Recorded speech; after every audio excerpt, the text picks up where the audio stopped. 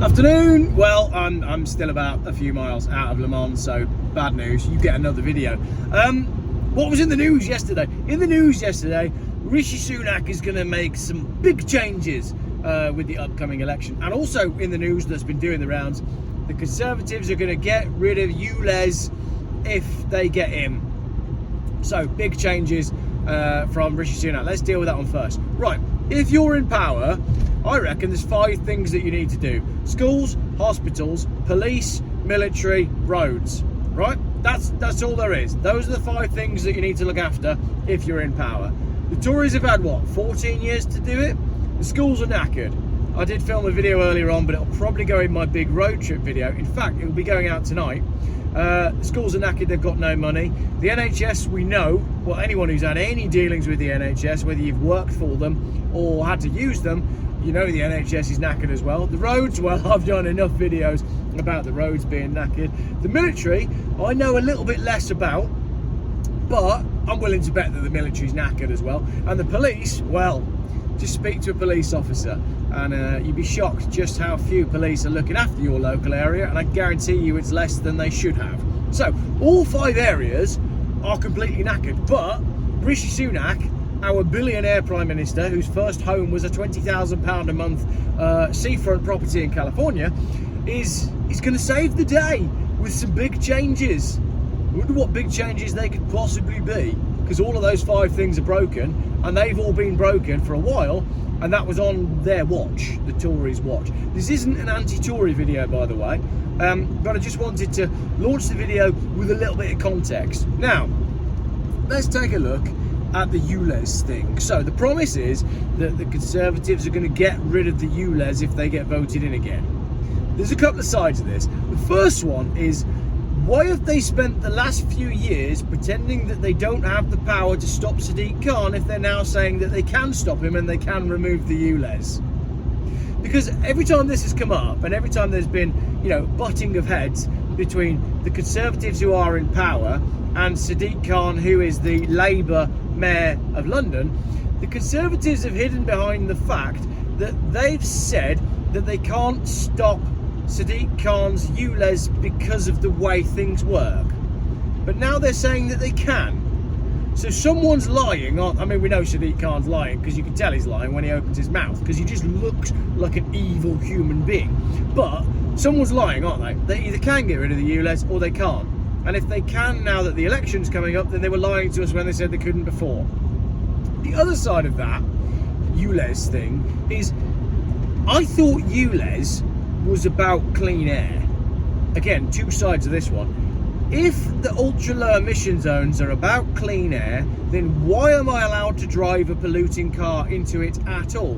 Why does it make it okay if I pay for it? So firstly, ultra low emission zones are total balls, because you shouldn't be able to drive a polluting car into them. Then it's not an ultra low emission zone. That's just money.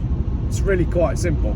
The other side of that is, if the Conservatives are now saying that the ultra low emission zones can be gotten rid of, then they are absolutely completely admitting that the ultra low air, clean air bit was a lie. All of it was a lie. So by saying that one of the things that they're going to do if they get in at the next election is abolish the ULEZ, they are admitting that the clean air thing is a load of balls. It was only ever about money. They did have the power to get rid of ULEZ all along, and all of that net zero stuff that is supported by the low emission stuff, well, that's all also a load of rubbish as well.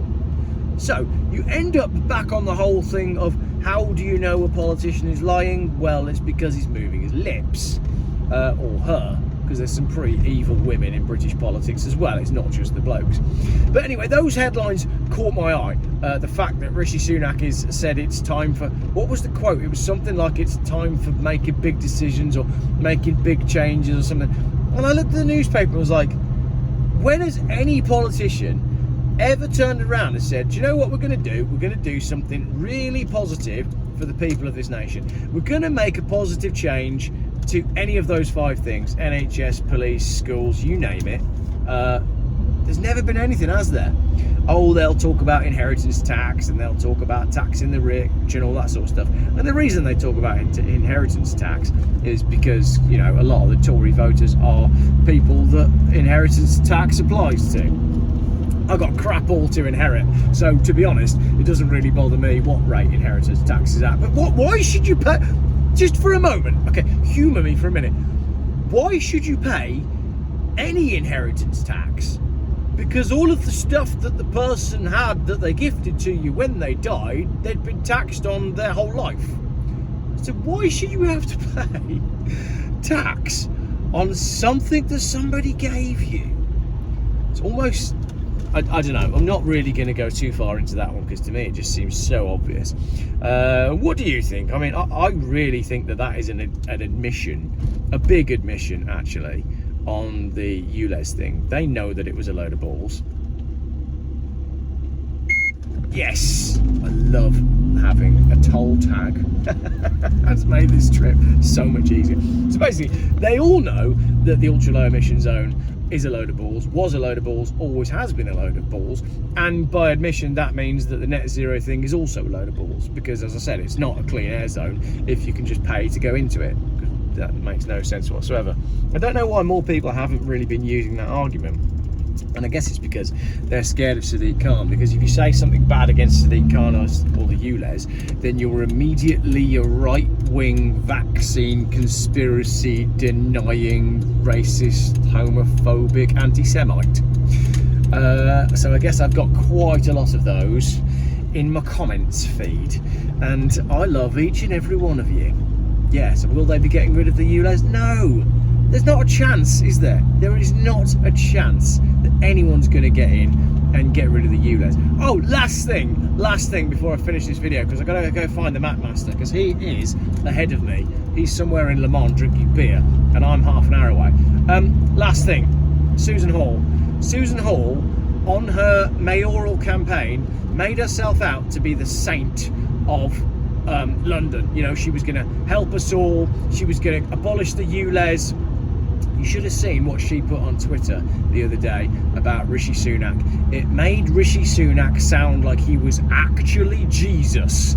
It was something along the lines of, you know, it was him versus Keir Starmer, and the quote was something along the lines of, oh, if you could just sit down and listen to Rishi Sunak, then you'd understand that he's a man of integrity and this and that and the other. And it's like, no, he's a dude that came from a lot of money, married into a lot of money, and whose first home, as I've already said, was a £20,000 oceanfront apartment in a different country. Why is he even in power? He shouldn't even be in power. He's hardly even British, is he?